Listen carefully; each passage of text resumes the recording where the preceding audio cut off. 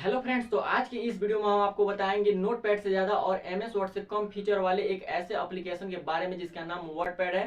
इस वीडियो में हम वर्डपैड को A to Z क्लियर करेंगे और इस वीडियो को देखने के बाद आपको वर्डपैड का दूसरा वीडियो देखने की जरूरत नहीं पड़ेगा। तो चलिए वीडियो स्टार्ट करते हैं।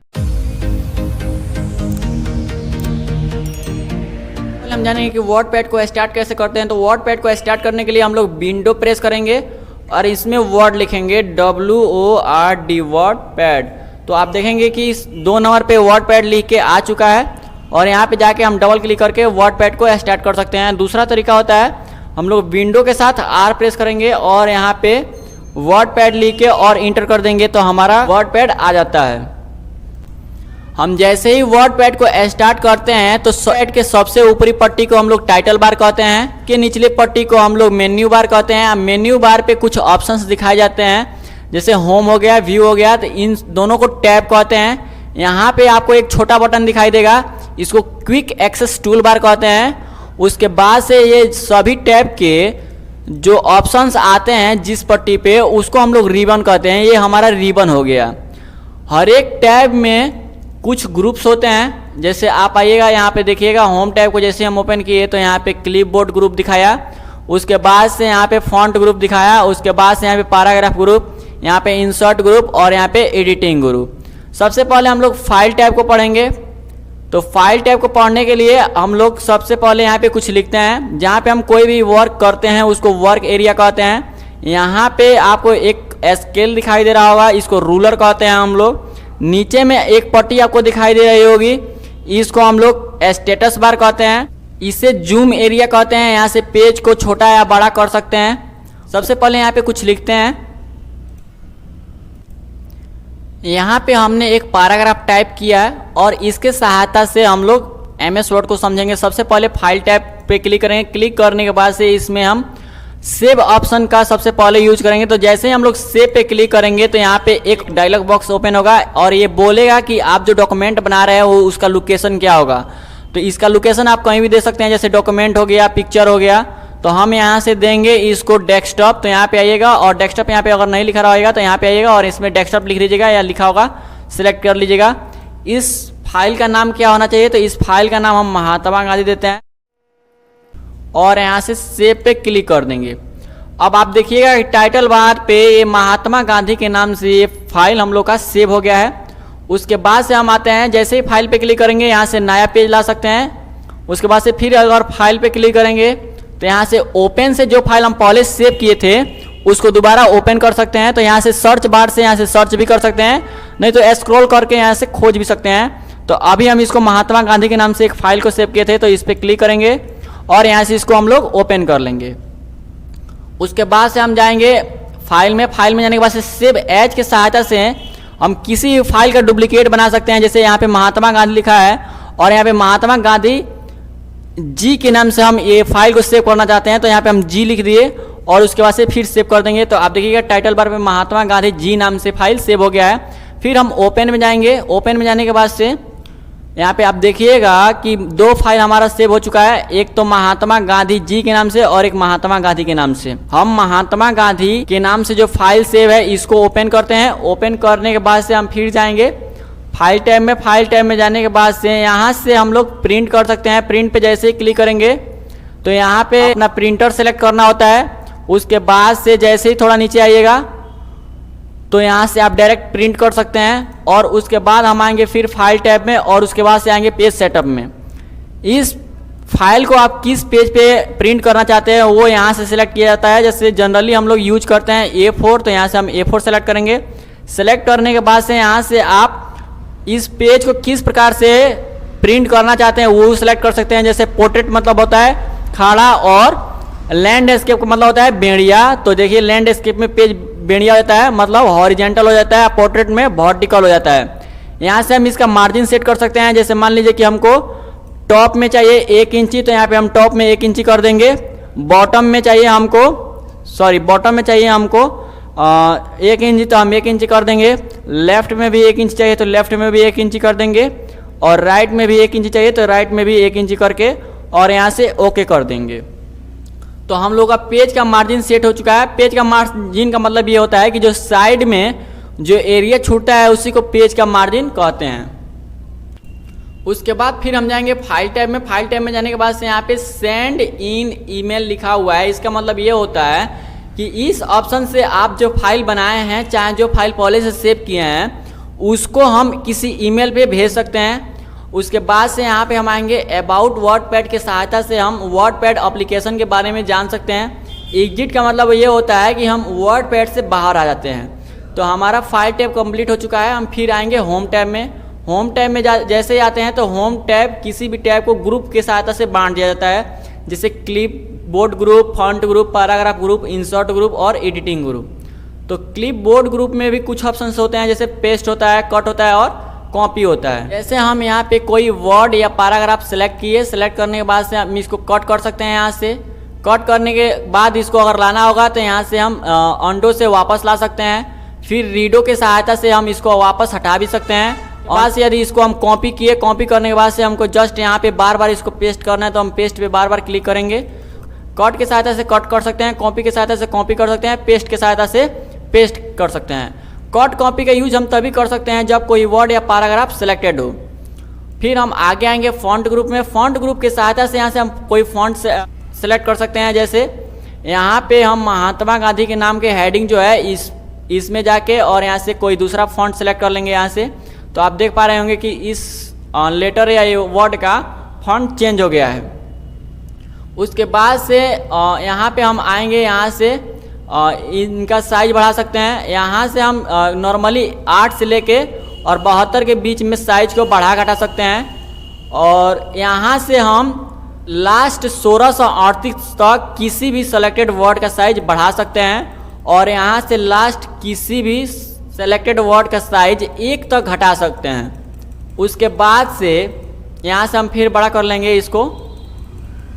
यहाँ से इसको हम कर लेते हैं 18 और उसके बाद से इसके सहायता से हम किसी भी सेलेक्टेड टेक्स्ट को बोल्ड कर सकते हैं, यहाँ से इटैलिक कर सकते हैं, यहाँ से अंडरलाइन कर सकते हैं। ये होता है स्ट्राइक थ्रू। स्ट्राइक थ्रू का यूज तब किया जाता है जब कोई वर्ड हमको दिखाना हो कि ये वर्ड गलत है, तो वहाँ पे हम लोग स्ट्राइक थ्रू ऑप्शन का यूज करते हैं। अब यहाँ पे इस पे एक लाइनिंग आ जाता है। इसके सहायता से आप किसी भी वर्ड को या नंबर को दर्शा सकते हैं कि ये जो वर्ड लिखा गया है ये गलत है। अगला ऑप्शन है हमारा सब स्क्रिप्ट। सब स्क्रिप्ट का यूज तब किया जाता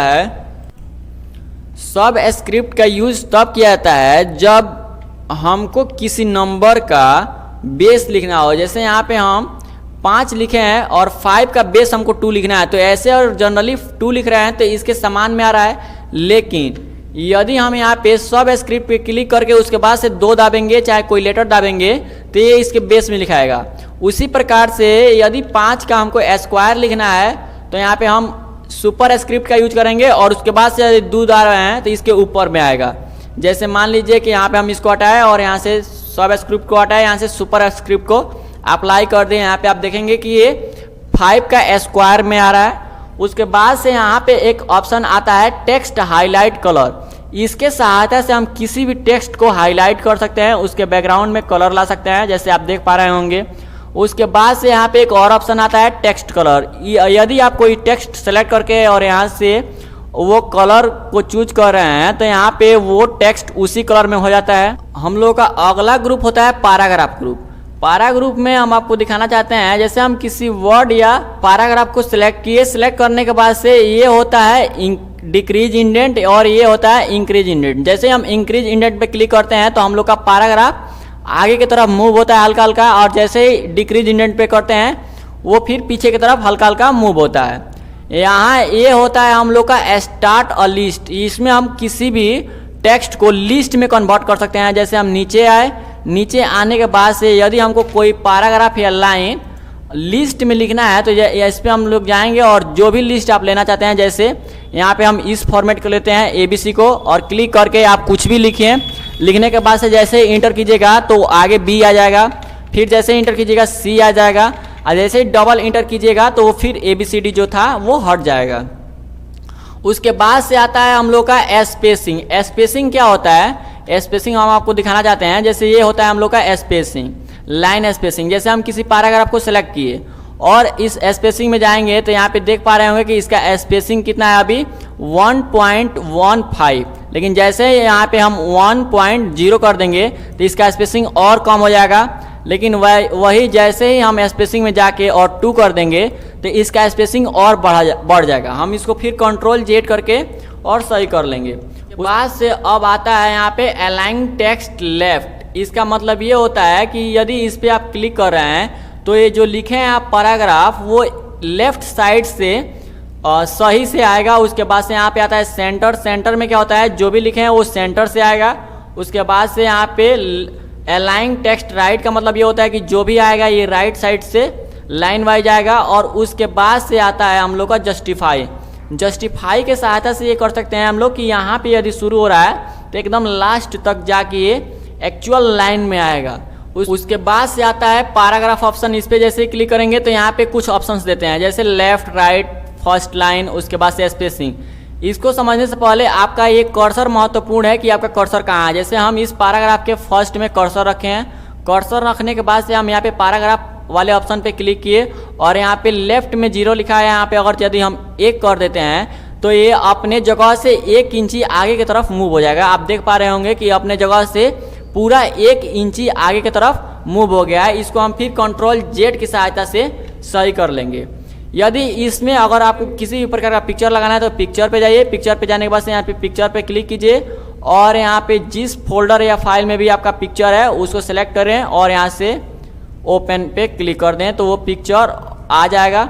इस पिक्चर को छोटा बड़ा भी कर सकते हैं। इस पर क्लिक करें। क्लिक करने के बाद से इस पिक्चर को छोटा बड़ा भी आप कर सकते हैं। उसके बाद से आता है पेन ड्राइंग। एक एप्लीकेशन होता है। ये ऑप्शन इसलिए दिया गया है कि यदि आप पेन ड्राइंग से कुछ बना के और वर्ड पैड में इंसर्ट करना चाहते हैं तो यहाँ पे डबल क्लिक करें और डायरेक्ट आप पेंट में जा सकते हैं। यहाँ से MS पेंट में हम कोई भी एक फॉर्मेट तैयार कर लेंगे या कोई भी अगर डिजाइन तैयार करना है तो यहाँ से तैयार कर लेंगे। और तैयार करने के बाद से हम इसको डायरेक्ट वर्ड पैड में इंसर्ट कर सकते हैं। तो डायरेक्टली आप यहाँ पे बनाने के बाद से यहाँ पे जाके इसको क्लोज कर दीजिएगा तो ये वर्ड पैड में आ जाता है। इस बाद से आता है हम लोग का इंसर्ट ग्रुप में डेट एंड टाइम। यदि आप अपने डॉक्यूमेंट फाइल में डेट एंड टाइम का यूज करना चाहते हैं तो इस पर क्लिक करें। क्लिक करने के बाद से आपको जो भी चाहिए उसको सेलेक्ट करें और यहाँ से ओके कर देंगे तो यहाँ पे आप देख पा रहे होंगे कि आपका डेट आ चुका है।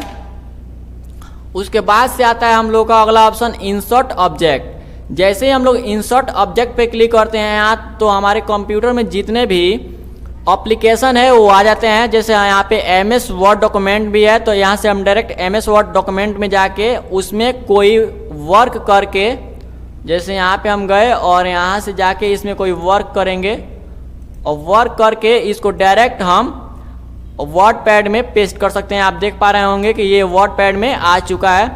अगला ऑप्शन होता है हम लोग का एडिटिंग ग्रुप। एडिटिंग ग्रुप के अंदर में आता है फाइंड। तो बेसिकली हम फाइंड यानी खोजने के लिए करते हैं। तो हम यहाँ पे आएंगे होम टैब में और फाइंड पे क्लिक करेंगे। हमको देखना है यहाँ पे कि एंड कहाँ कहाँ लिखा है तो यहाँ पे A&D लिखेंगे और यहाँ पे फाइंड नेक्स्ट पे क्लिक करेंगे तो ये जहाँ जहाँ एंड लिखा होगा वहाँ वहाँ हाईलाइट होता रहेगा। या इस ऑप्शन पे क्लिक करें मैच होल वर्ड ओनली तो यहाँ पे देखिएगा ये जहाँ जहाँ एंड लिखा होगा केवल उसी को हाईलाइट करेगा। उसके बाद से यहाँ से हम इसको क्लोज कर देंगे। अगला होता है रिप्लेस। रिप्लेस में जाइएगा तो यहाँ से जहाँ जहाँ एंड लिखा हुआ है वहाँ पे अगर कोई और ऑप्शन लिखना है या जहाँ जहाँ यहाँ पे ऑफ लिखा है तो वहाँ वहाँ अगर ऑफ लिखना है, जैसे हम इसको OF के जगह पे यहाँ पे OFS कर दिए और यहाँ से रिप्लेस करेंगे तो बारी बारी रिप्लेस होगा। रिप्लेस ऑल करेंगे तो सारे डॉक्यूमेंट का ऑफ्स में बदल जाएगा। जैसे यहाँ पे रिप्लेस ऑल किए और यहाँ से क्लोज किए तो आप देख पा रहे होंगे कि यहाँ पे ऑफ लिखा था और वह भी ऑफ हो चुका है। उसके बाद से आएंगे सेलेक्ट ऑल में तो सेलेक्ट ऑल के सहायता से हम पूरे डॉक्यूमेंट को एक बार में ही सेलेक्ट कर सकते हैं। हम लोग का अगला टैब होता है व्यू टैब। जैसे ही हम लोग व्यू टैब पे क्लिक करते हैं तो यहाँ पे कुछ ऑप्शंस दिए रहते हैं जैसे जूम ग्रुप, शो या हाइड और सेटिंग। तो जूम ग्रुप में पहला ऑप्शन होता है जूम इन। जूम इन के सहायता से हम अपने डॉक्यूमेंट को जूम इन कर सकते हैं, मतलब एकदम नज़दीकी से देख सकते हैं। उसके बाद से होता है जूम आउट, अपने पेज को छोटा कर सकते हैं। उसके बाद से होता है 100% यानी 100%, यानी हम विंडो के साइज को इसको कर लेते हैं। अगला होता है शो या हाइड ग्रुप। तो शो या हाइड ग्रुप में दो ऑप्शन पाए जाते हैं, पहला होता है रूलर, दूसरा होता है स्टेटस बार। तो यहाँ पे इस वाले ऑप्शन को रूलर कहते हैं और नीचे ये वाला जो आप एरिया देख रहे हैं इसको हम लोग स्टेटस बार कहते हैं। तो यहाँ से हम रूलर को शो कर सकते हैं और हाइड कर सकते हैं, यहाँ से स्टेटस बार को शो और हाइड कर सकते हैं। अगला होता है सेटिंग। तो सेटिंग में होता है हम लोग का वर्ड रैप। तो जैसे हम वर्ड रैप में आते हैं तो इसमें दो ऑप्शन पाए जाते हैं, रैप टू विंडो और रैप टू रूलर। जैसे हम लोग रैप टू विंडो पे क्लिक करेंगे तो ये पूरा विंडो के साइज का हो जाएगा। उसके बाद से जैसे ही रैप टू रूलर पे क्लिक करेंगे तो ये रूलर के हिसाब से सेट हो जाएगा।